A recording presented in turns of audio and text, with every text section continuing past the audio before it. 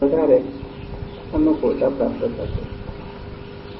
આ ગ્રંથની અંદર 15 પ્રકરણો છે. 5 વિભાગમાં એની વહેંચણી થયેલી. હવે એ ગ્રંથને સમજવા માટે જે શરૂઆતમાં સાધન જોઈએ એ સાધન પરિપક્વ હોય તો વધારે આપણને એ સ્પષ્ટ થઈ શકે.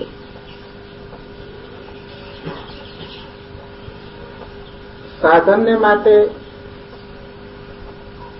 પ્રથમ તો સાધન ચતુર્થ સંપન્ન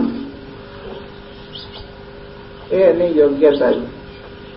વિવેક, વૈરાગ્ય, સત્સંપત્તિ અને મુમુક્ષુતા આ સાધન ચતુર્થ સંપન્ન કોઈ હોય. બીજું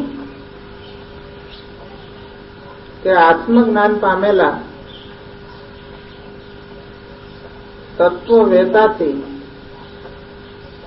એ શાસ્ત્ર લખાયેલું હોય અને એનું આપણને જ્ઞાન મળે એ સદગુરુ દ્વારા. એ શાસ્ત્ર અને જ્ઞાન આપનાર ઉપર આપણને સંપૂર્ણ શ્રદ્ધા હોય અને એના બતાવેલા માર્ગે અનુસરવા માટે આપણે સંપૂર્ણ રીતે સજાગ હોઈએ. આટલી યોગ્યતા જો આપણી પાસે હોય તો તરત જ એ તત્વનો સાક્ષાત્કાર આપણને થઈ શકે. સાક્ષાત્કાર થવા માટે જેટલા પ્રતિબંધો કયા છે એ પ્રતિબંધોને જો આત્મવિચાર દ્વારા, સત્સંગ દ્વારા, કૃપા દ્વારા જો આપણે નિવૃત્ત કરી શકીએ તો નિરાવરણ જે તત્વ સ્વરૂપ છે એ આપણને તરત અનુભવમાં આવી જાય છે.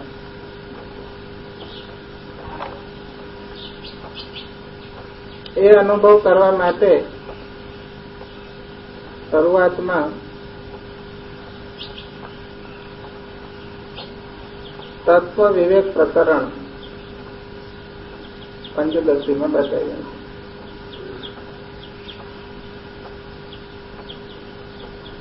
એનો આપણે શરૂઆત જોઈએ.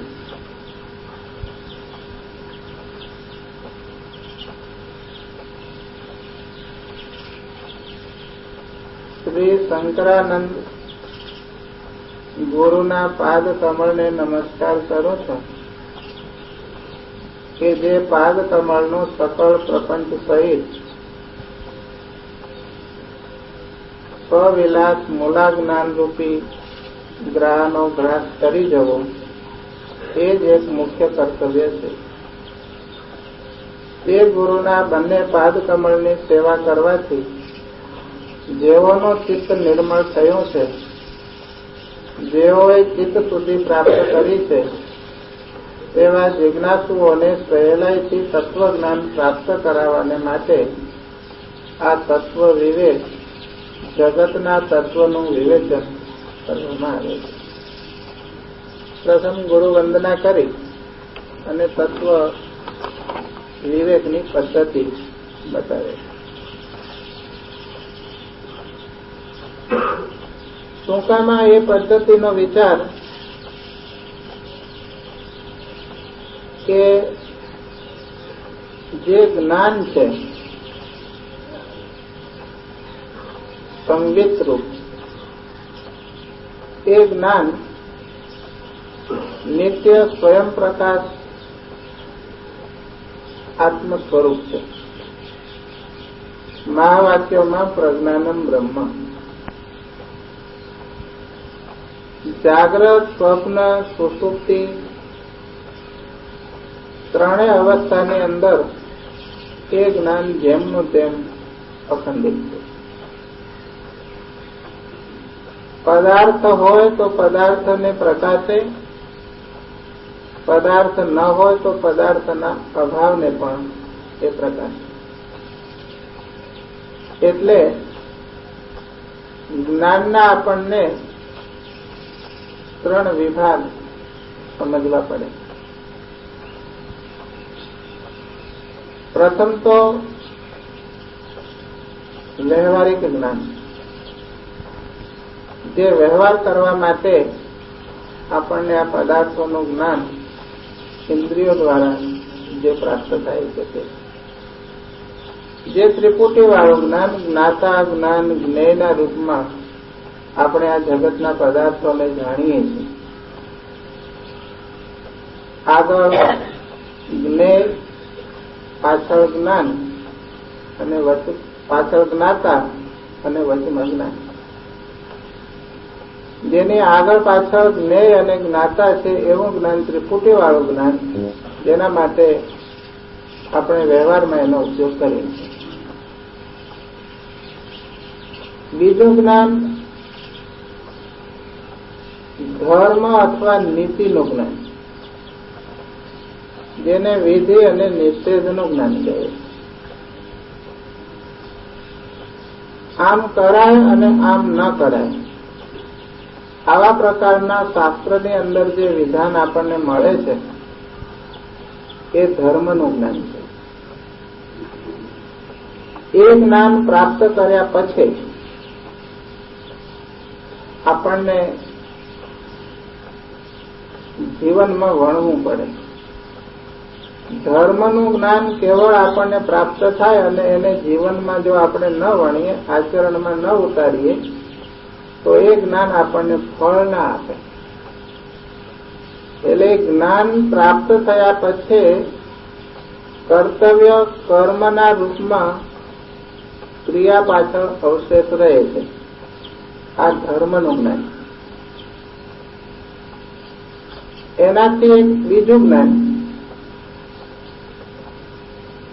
જેને આપણે બ્રહ્મ જ્ઞાન કહીએ.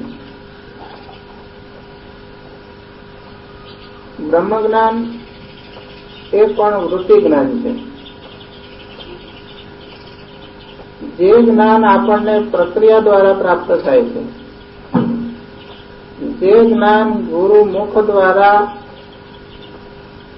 અજ્ઞાન આવરણનો નાશ કરવા માટે વૃત્તિ વ્યાપ્તિના રૂપમાં, બ્રહ્માકાર વૃત્તિના રૂપમાં આપણને પ્રાપ્ત થાય છે, એ જ્ઞાન આ ધર્મ અને નીતિના જ્ઞાનથી અલગ છે.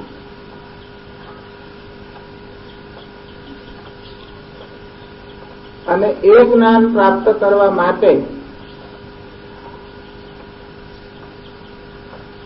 ત્યાં કોઈ ક્રિયા, ઉપાસના, યોગ આ બધા સાધનની આવશ્યકતા રહેતી નથી.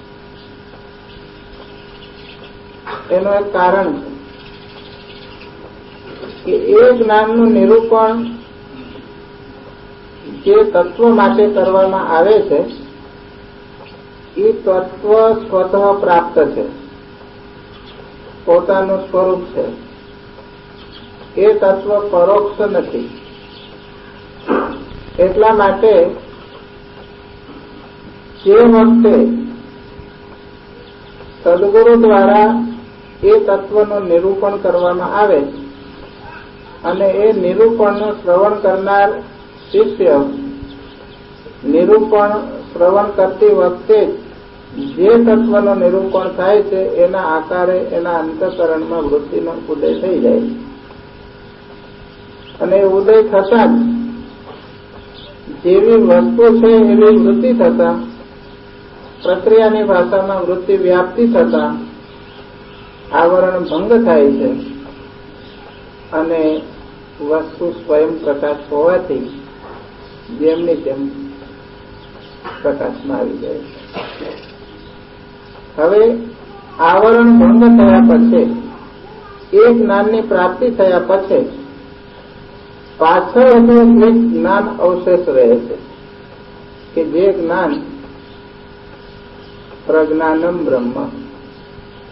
ત્યાં બ્રહ્મ, જ્ઞાન, આત્મા, પરમાત્મા, સદગુરુ આ બધા પર્યાય બની જાય છે. એ બધાના સ્વરૂપ એક જ છે.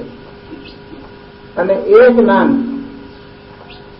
ધર્મના અને નીતિના જ્ઞાન કરતા ભિન્ન છે. કારણ કે ધર્મ અને નીતિના જ્ઞાનમાં વિધિ અને નિષેધ, કરવું અને ન કરવું એ રહેલું છે.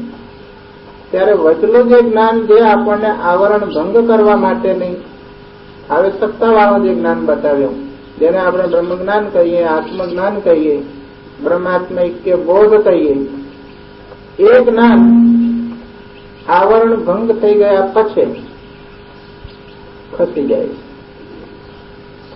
પણ એની પછીનું જે જ્ઞાન છે તે આપણું વાસ્તવિક સ્વરૂપ છે. અને એ જ્ઞાન પ્રકાશ માત્ર છે. એમાં કોઈનો નિષેધ નથી, એમાં કોઈ આજ્ઞા નથી કે આમ કરો યા ન કરો. એ કેવળ વસ્તુ જેવી છે તેમ, જેમનો તેમ અખંડિત રૂપે એક અને અદ્વિતીય એ અવશેષ રહે છે. એ જ્ઞાન ન જાયતે મ્રિયતે ગીતા બોલે છે. એ આત્મા એ જ જ્ઞાન. એ જ્ઞાનનું પ્રાપ્ત કે અપ્રાપ્ત એવા કોઈ દ્વંદ્વ એની અંદર રહેતા નથી. અને એ સ્થિતિ જયારે આવે તે પછી કોઈ કર્તવ્ય આદિ અવશેષ રહેવાનો સંભવ નથી. કારણ કે કર્તવ્ય આદિ જે સાધન દ્વારા, જે કરણ દ્વારા થાય છે તે તો આપણે જે વચલું જ્ઞાન બતાવ્યું, બ્રહ્મ જ્ઞાન, વૃત્તિ જ્ઞાન, કે જેના વડે આવરણ ભંગ થયો, એના દ્વારા એ બધું બાધિત થઈ ગયું અને પછી કેવળ સ્વરૂપ અવશેષ રહી જાય. એટલે તત્વ વિવેક પ્રકરણની અંદર એ સંવિતરૂપ જે જ્ઞાન છે, જે આત્મા, એનું નિરૂપણ બતાવ્યું. કે જાગ્રત, સ્વપ્ન, સુષુપ્તિ, સમાધિ, વ્યુત્થાન, અજ્ઞાનકાળ, જ્ઞાનકાળ, ગમે તે ભૂમિકામાં હો, ગમે તે સ્થિતિમાં હો, પણ એ જ્ઞાનની અંદર કોઈ પ્રકારનો ફેરફાર થતો નથી. એ આત્મ સ્વરૂપ જેમનો તેમ સ્થિત જ છે. પણ એ આત્મ જ્ઞાન સ્વરૂપ, આનંદ સ્વરૂપ અને સત સ્વરૂપ, સત, ચિત અને આનંદ, એ હું છું એવા પ્રકારનો બોધ જ્યાં સુધી આપણને ન મળે, એટલે એવી સમજ ના પડે, ત્યાં સુધી આપણે એ લાભથી વંચિત રહી જઈએ. અને સમજ પડે એટલે આપણને એ લાભની પ્રાપ્તિ થઈ. એમ જ્ઞાન કાળે અને અજ્ઞાન કાળે એવી બે સ્થિતિ રહે છે. અજ્ઞાન કાળની અંદર એ લાભ આપણને નથી મળતો અને જ્ઞાન કાળે એ લાભની પ્રાપ્તિ થાય છે. એટલે આમાં પ્રાપ્તિ અને અપ્રાપ્તિ એ બેમાં જ્ઞાન અને અજ્ઞાનની રમત છે. અજ્ઞાનની અંદર પણ અજ્ઞાન એ વેદાંત માટે પારિભાષિક શબ્દ છે. અજ્ઞાનનો સીધો અર્થ છે કે ન જાણવું. પણ શું ન જાણવું?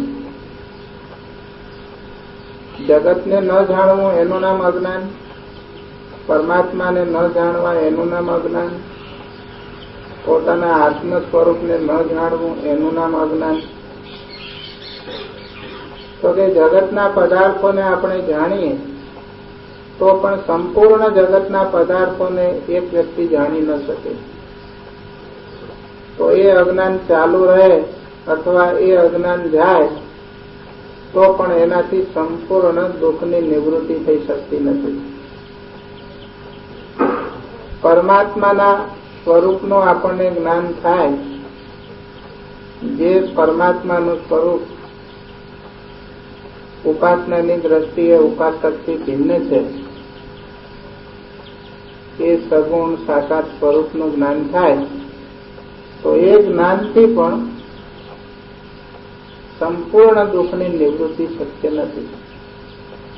આપણને પુરાણોમાં અથવા ભક્તોના ચરિત્રોમાં ઘણા બધા એવા દાખલાઓ મળે છે કે જેની સાથે પરમાત્મા સ્વયં વાતો કરતા હતા, સ્વયં પરમાત્માના દર્શન થયા, છતાં પણ જે ઉપનિષદોની અંદર ફળશ્રુતિ બતાવી છે તે ફળશ્રુતિને એ પ્રાપ્ત કરી શક્યા નહોતા. એટલે કેવળ પરમાત્માનું અજ્ઞાન એ પણ અજ્ઞાન નથી. પોતાને ન જાણવો એ અજ્ઞાન, સ્વમ પદાર્થનું એ પણ અજ્ઞાન નથી. વેદાંતમાં અજ્ઞાન કોને કહેવાય? કે બ્રહ્મ અને આત્માની એકતાનો જે બોધ છે એ બોધ ન હોવો, એટલે બ્રહ્માત્મૈક્ય બોધ ન હોવો, એનું નામ અજ્ઞાન. જે પરમાત્મા પરોક્ષ રૂપમાં છે એ પરમાત્મા પોતાના આત્માથી અભિન્ન રૂપમાં જ્યાં સુધી અનુભવમાં ના આવે ત્યાં સુધી એ પરમાત્માનો સાક્ષાત અપરોક્ષ થયો છે એમ કહેવાય નહીં. એટલે પરમાત્માને જો વાસ્તવિક રીતે અપરોક્ષ રૂપમાં અનુભવમાં લેવા હોય તો પોતાના આત્માથી અભિન્ન એને સમજવા પડે. એટલે આ જે અજ્ઞાન બ્રહ્માત્મૈક્ય બોધનું એ વાસ્તવિક અજ્ઞાન બધાનું કારણ રૂપમાં છે, અને એને નિવૃત્ત કરવા માટે જે જ્ઞાન એ જયારે પ્રાપ્ત થાય ત્યારે એ અજ્ઞાનની નિવૃત્તિ થાય. એટલે પ્રતિબંધમાં કેવળ અજ્ઞાન છે અને એની નિવૃત્તિ માટે કેવળ જ્ઞાન છે. જે આપણે 3 જ્ઞાન કયા એમાં વચલું જે જ્ઞાન, વૃત્તિ જ્ઞાન, બ્રહ્મ અને આત્માની એકતાના બોધનું જે જ્ઞાન છે તે. પણ પ્રશ્ન એ છે કે બ્રહ્માત્મૈક્ય બોધ જ્ઞાન જે આપણને મળે છે મહાપુરુષો પાસેથી, એ જ્ઞાનને ધારણ કરવા માટે એ જ્ઞાન અતિ સૂક્ષ્મ હોવાથી એને સમજવા માટે જે પ્રકારનું અંતઃકરણ, જે પ્રકારની બુદ્ધિ જોઈએ, એ બુદ્ધિ જ્યાં સુધી આપણને પ્રાપ્ત ન થાય ત્યાં સુધી એ જ્ઞાનને આપણે ધારણ ન કરી શકીએ. તો એને ધારણ કરવા માટે, એ જ્ઞાનને સમજવા માટે જેવા પ્રકારની યોગ્યતા, જેવા પ્રકારની બુદ્ધિ આપણને જોઈએ, એ બુદ્ધિને પ્રાપ્ત કરવા માટે આપણને સાધન કરવા પડશે. ઘણા લોકો પારમાર્થિક દ્રષ્ટિએ સિદ્ધાંત જે છે એનો અવલંબન લઈ અને સાધનનો નિષેધ કરે તો તેમાં જે પ્રકારની નિષ્ઠા આવવી જોઈએ એ નથી આવતી. અને એના કારણે શું થાય છે કે આખું વેદાંત દર્શન સામાન્ય લોકો એને વગોવે કે અમુક માણસ વેદાંતી છે પણ એના જીવનની અંદર જે પ્રકારની સુગંધ આવવી જોઈએ એ બીજા લોકોને દેખાતી નથી. અને એના કારણે કહે છે કે વેદાંતમાં તો આમ જ ચાલતું હશે. કારણ કે વેદાંત જ્ઞાનને ધારણ કરવા માટે જે પ્રકારની યોગ્યતા જોઈએ, આસક્તિ રહિતપણું, રાગ દ્વેષ શૂન્યપણું કામ ક્રોધ આદિ વિકારોથી રહિતપણું, જેને આપણે મળ અને વિક્ષેપની નિવૃત્તિ કહીએ છીએ, આ સંપૂર્ણ રીતે થઈ ના હોય અને સીધો પારમાર્થિક તત્વની દ્રષ્ટિનો બોધ એને સ્વીકારેલો હોય તો એ કેવળ એની માન્યતામાં એ બોધ રહે છે, પણ એ અનુભૂતિના રૂપમાં જીવનમાં ફેરવાતો નથી. તો આપણે બધા આ માર્ગના અનુયાયીઓ છે. તો આપણા લીધે આપણા દર્શન ઉપર કોઈ ચોટ કરે એ યોગ્ય ના કહેવાય.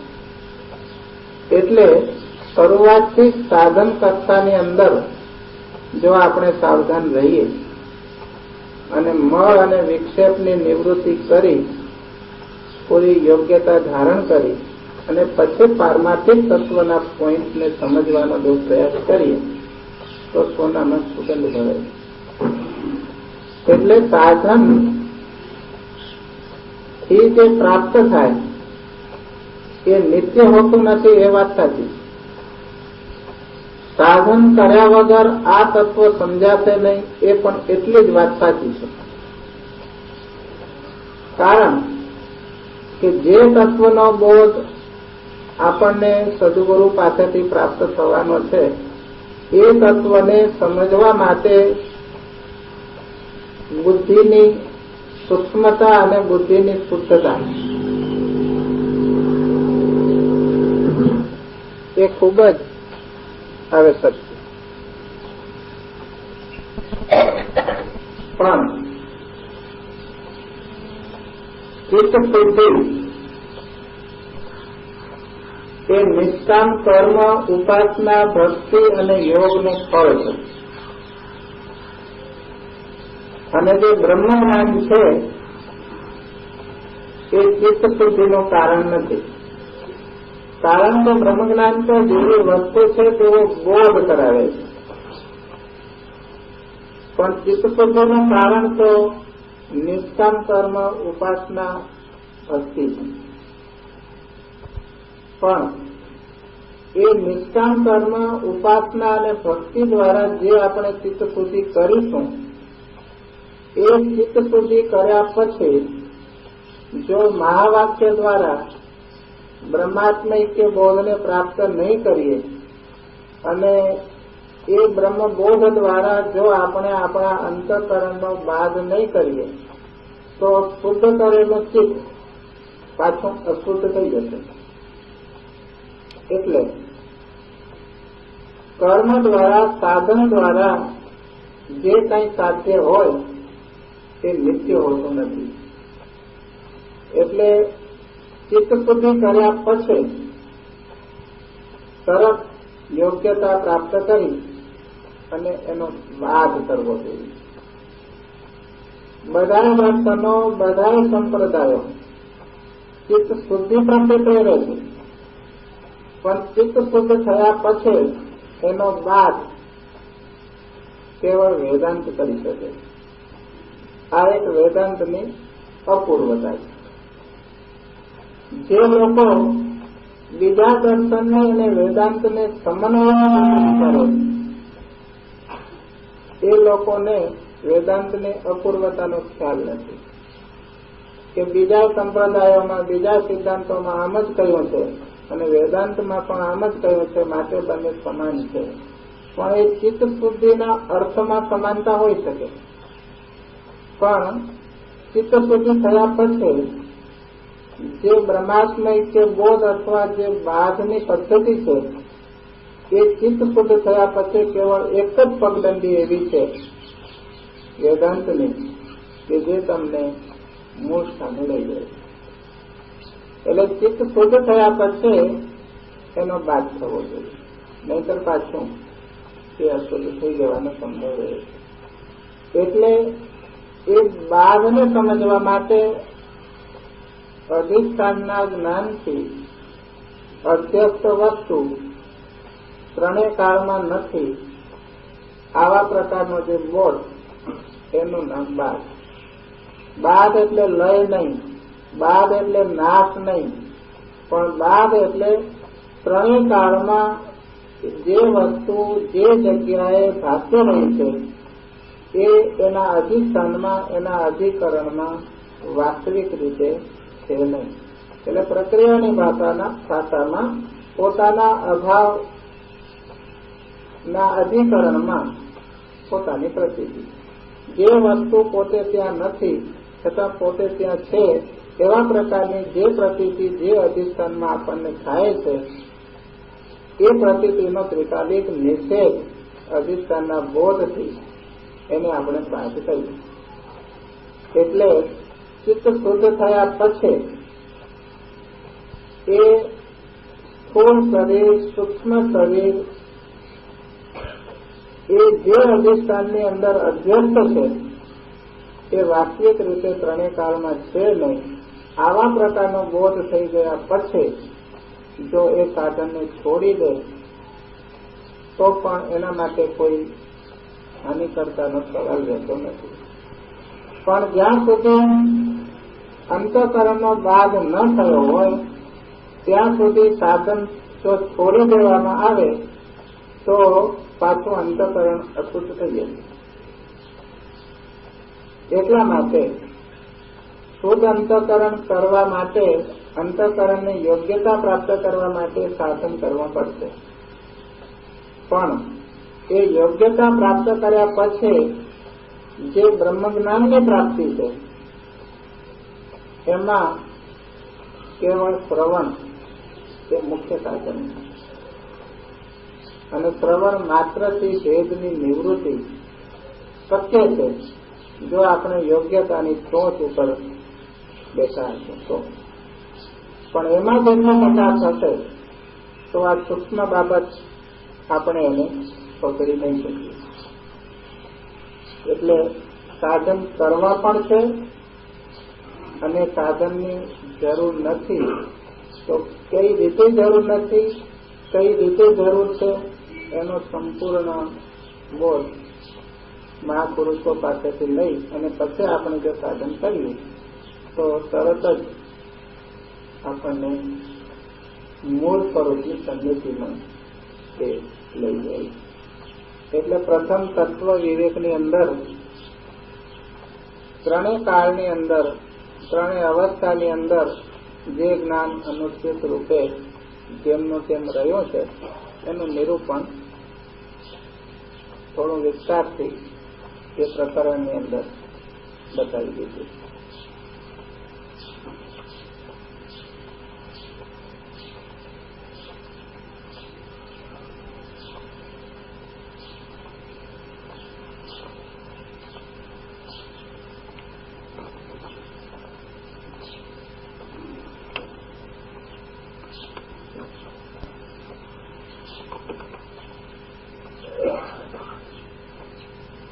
તે પછી બીજા પ્રકરણની અંદર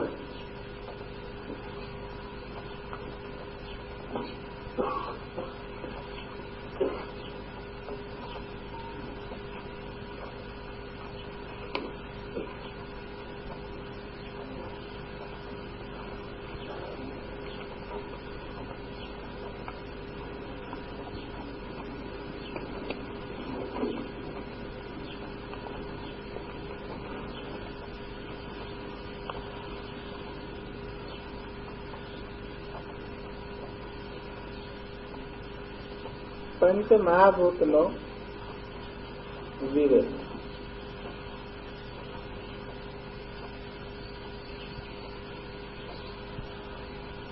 આકાશ આદિ જે પંચ મહાભૂત છે એ પંચ મહાભૂતની ઉત્પત્તિ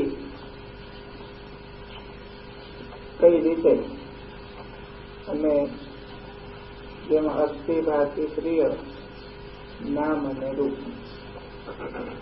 એમાં નામ અને રૂપ એ માયા રચિત હોવાથી કેવળ દેખાવ માત્ર છે, કેવળ એની પ્રતીતિ છે. અને અસ્થિ, ભાતિ, પ્રિય, સચિદ અને આનંદ એ વાસ્તવિક રીતે જેમ આ આકાશ છે એમાં જે છે પણ જે સતનું પ્રતિપાદન કરે. એમ આકાશથી ઉત્પન્ન થયેલ સર્વ પાછળના તત્વો કે તત્વમાંથી ઉત્પન્ન થયેલ અન્ય બધા પદાર્થો, એટલે ટૂંકમાં જે આ કાંઈ પ્રપંચ આપણને દેખાય છે એમાં જે સ્થિરપણું છે એ પરમાત્માનું સ્વરૂપ છે. પણ એ આગળ નામ રૂપના આધારે એનું સતપણું જાણે કે સંતાડે. જ્યારે નામ અને રૂપ એ પદાર્થો પ્રત્યેથી દ્રષ્ટિ હટાવી અને નામ અને રૂપ જે તત્વની અંદર પ્રતીત થાય છે એ તરફ જો થોડું લક્ષ્ય થાય તો બધી જગ્યાએ એ સત સ્વરૂપના દર્શન થઈ શકે. એનો ટૂંકો જ એક દાખલો બતાવી. જે પ્રક્રિયાના અભ્યાસી છે એને તરત ખ્યાલ આવી જશે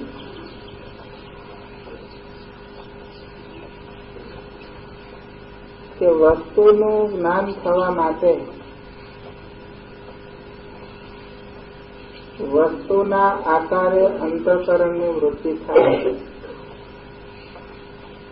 એટલે વસ્તુ ઉપરનું જે આવરણ અજ્ઞાનનું એ જાય અને વસ્તુનું જ્ઞાન થાય.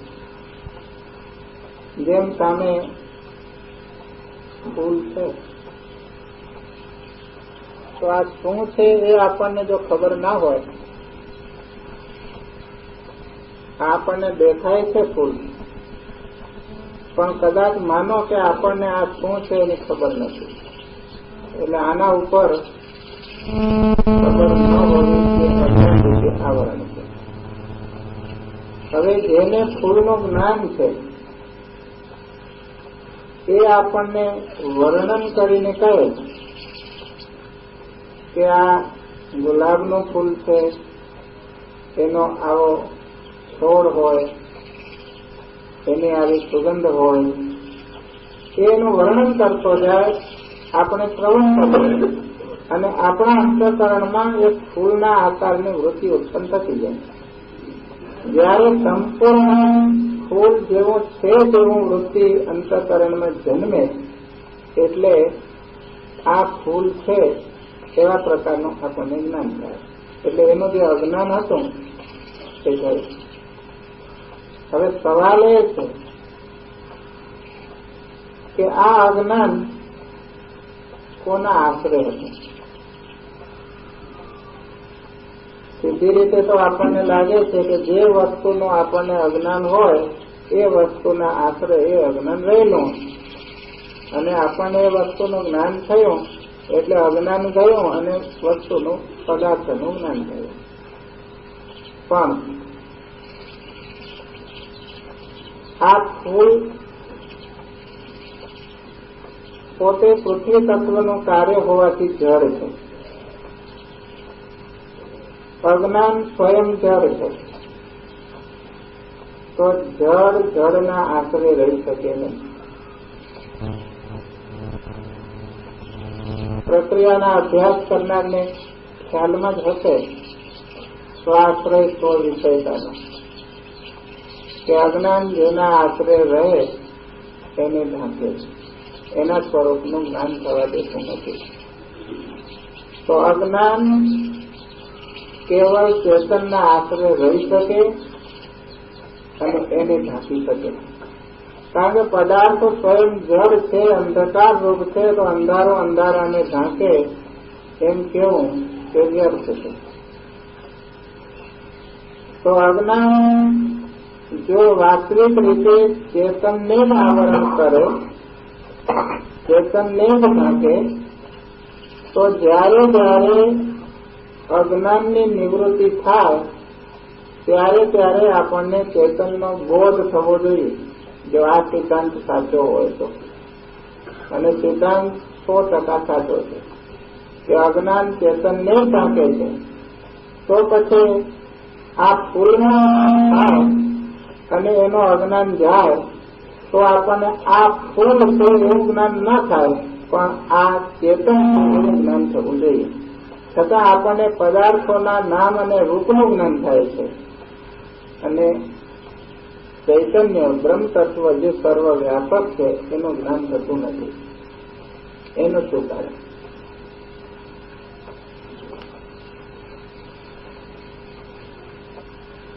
એનું એક કારણ એ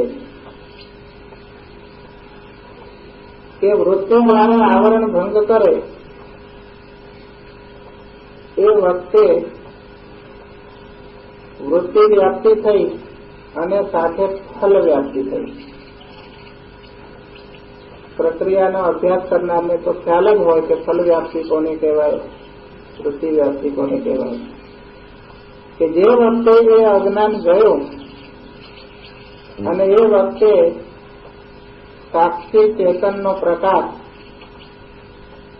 એ વૃત્તિની સાથે જે આભાસ ચિદાભાસ, જેને આપણે જીવ ભાવ કહીએ, અહંકાર કહીએ, એ ફલ વ્યાપ્તિ છે, અને એના દ્વારા આપણને આ ફૂલનું જ્ઞાન થયું. હવે એ ફલ વ્યાપ્તિ જો ન કરવામાં આવે અને કેવળ આવરણ ભંગ માટે વૃત્તિ વ્યાપ્તિ કરવામાં આવે, ત્યાં સ્વરૂપની સ્થિતિ માટે તો વૃત્તિ વ્યાપ્તિની આવશ્યકતા માની છે, ફલ વ્યાપ્તિની આવશ્યકતા માની નથી. પણ ઘડીભર માની લો કે પદાર્થોનું જ્ઞાન થવા માટે પણ, વસ્તુનું જ્ઞાન થવા માટે પણ આપણે ફલ વ્યાપ્તિ ન કરવી, એટલે જીવ ભાવને એક ક્ષણ પૂરતો અળગો રાખીએ તો ફલ વ્યાપ્તિ ન થાય, અને ફલ વ્યાપ્તિ ન થાય તો હું ફૂલને જાણું છું એવું આપણને જ્ઞાન ન થાય. પણ અજ્ઞાન જેના આશરે રહેલો છે ચેતનના, એ ચેતનનો બોધ સ્વયં પ્રકાશના રૂપમાં થઈ જાય. પણ એક વખત જીવ ભાવનો બાદ કર્યા પછી એ બાદ કરનાર મહાપુરુષ તત્વવેતાની દ્રષ્ટિ આ જગતના જે જે પદાર્થોની અંદર જાય છે એ પદાર્થોને એ બ્રહ્મ રૂપે જુએ છે.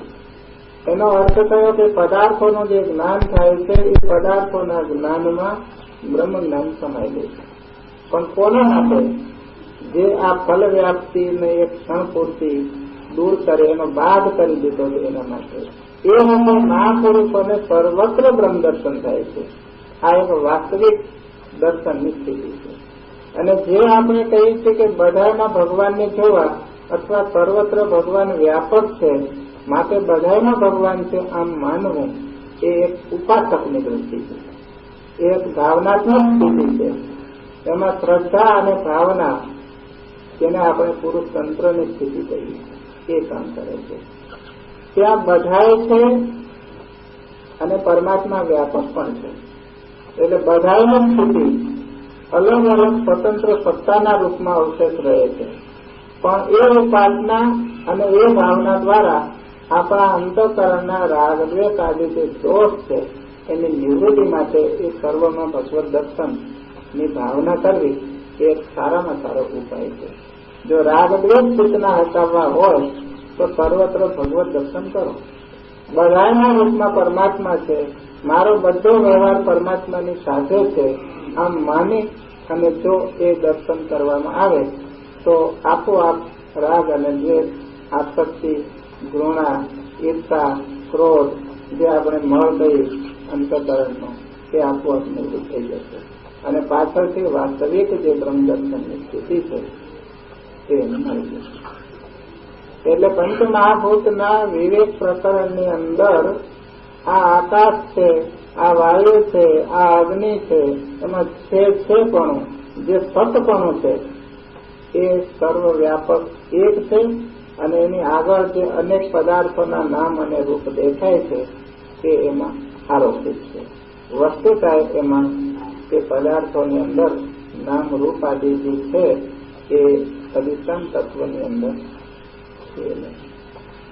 એટલે પંચમહાભૂત એમાં વ્યક્તિગત આપણે જે આ શરીર પંચમહાભૂતનું કહીએ છીએ એ ગીતાની અંદર જે 13મા અધ્યાયની અંદર એનું વર્ણન પંચમહાભૂત જે 21 તત્વ ચક્રના રૂપમાં જે વર્ણન બતાવ્યા છે એટલે એની અંદર આ વ્યક્તિ સમષ્ટિ બધાનો સમાવેશ થઈ જાય છે. એટલે પંચમહાભૂતનો વિવેક કરી અને આત્માનું જે સત સ્વરૂપ છે એની પ્રાપ્તિ કરી લેવી જોઈએ. એટલે પ્રથમ તત્વ વિવેકની અંદર જ્ઞાન સ્વરૂપનું વર્ણન બતાવ્યું અને આ બીજા પ્રકરણની અંદર પ્રકરણમાં તો વિસ્તારથી એનું વર્ણન છે પણ આપણને તૃપ્તિથી લેવાનો છે. એટલે આગળના પ્રકરણની અંદર જે થોડો સંસ્કાર એનું વર્ણન કરીને બતાવ્યું કે એમાં સત તત્વનું વર્ણન સમય જાય.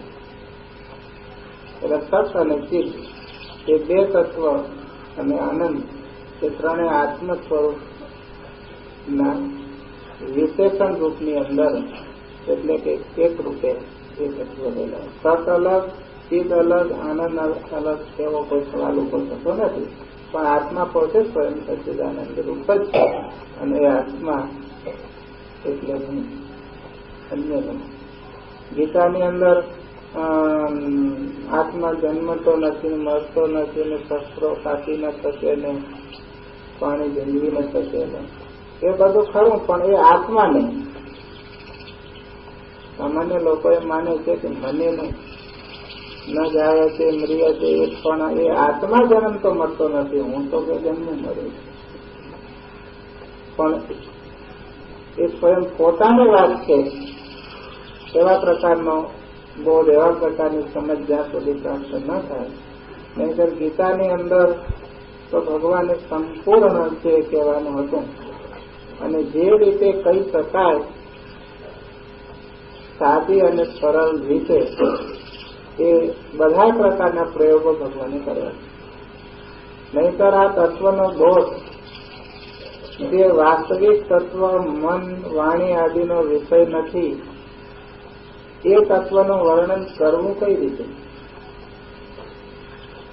એ મહાપુરુષોને બહુ મૂંઝવણનો વિષય છે. કારણ કે જે વાણીનો વિષય નથી, વાણીના પ્રકાશક સ્વરૂપે જે તત્વ રહેલો છે એને વાણી દ્વારા, શબ્દ દ્વારા કાંઈ ને કાંઈ કહેવું હોય તો એમાં કાંઈક ને કાંઈક અધૂરો તો રહેવાની. સંપૂર્ણ એનું કોઈ પણ પ્રક્રિયા સંપૂર્ણ નિર્દોષ નથી. એમાં કાંઈક ને કાંઈક ખામી તો છે પણ એનો લક્ષ્ય કહેવાનો એક અને એનો લક્ષ્ય જો તરત પકડી શકે તો એનાથી કામ થઈ જાય. એટલા માટે તો આ માર્ગ જ એક આશ્ચર્યરૂપ માર્ગ થયો અને એ જેમ જેમ આપણે એમાં ઊંડા ઉતરીએ ત્યારે વાસ્તવિકતા એની સમજાતી જાય છે કે વર્ષો સુધી શ્રવણ કરનારને આ પ્રાપ્ત થતું નથી. એક તો બતાવ્યું કે આનું શ્રવણ મળતું નથી. મળી જાય છે તો વર્ષો સુધી શ્રવણ કર્યા કરે છતાં પણ એ તત્વને અડી શકતો નથી. એવા સારા સારા વિદ્વાનો, પંડિતો જેને આપણે મહાપુરુષ તરીકે કહીએ એવા પણ એ તત્વને આસપાસ જાણે અડક્યા વિના ફરતા હોય, એને અડકી ન શકતા હોય, સ્પર્શી ન શકતા હોય. એમ લાગે કે આ સાવ નજીક છે, આમ અડું થઈ રહ્યા હોય છતાં પણ કયા પ્રતિબંધના કારણે, શું કારણે આમ બનતું હશે એ પણ કઈ નક્કી કહી શકાય નહીં. અને જેને જેને એનો અનુભૂતિ કે સાક્ષાત્કાર થયો છે એને પણ એ સાક્ષાત્કાર કઈ રીતે થયો છે એ પણ એનું ચોક્કસ કોઈ કારણ કહી શકાતું નથી. તમે પ્રક્રિયા ભણો તો આ સાક્ષાત્કાર થાય એ વાતમાં માલ નથી. અને આમ સાધન કરો તો થાય, આ મહાપુરુષે આવા સાધન કરી અને આ સ્થિતિ પહોંચ્યા માટે આપણે એમ કરીને ત્યાં પહોંચશું તો પણ શક્ય કદાચ ન બને. એ કઈ રીતે શક્ય બને તો ચોક્કસ કહી શકાતું નથી પણ બને તો એ વાત થાય. પછી એના માટે કેવળ ગુરુ કૃપા કદાચ કારણ હોઈ શકે પણ ગુરુ કૃપા નું તો કારણ તો જોઈએ ને. એમને તો તમામ દ્રષ્ટિ છે સર્વ ઉપર છતાં કોઈક ઉપર એ કૃપા થાય છે એમ આપણને લાગે છે. કોઈકમાં કંઈક યોગ્યતા હશે, કે શું યોગ્યતા હશે તે પણ કોઈ ચોક્કસ કહી શકાતું નથી. એટલે જેને મળે છે એને કેવી રીતે મેળવ્યો એનો કોઈ ચોક્કસ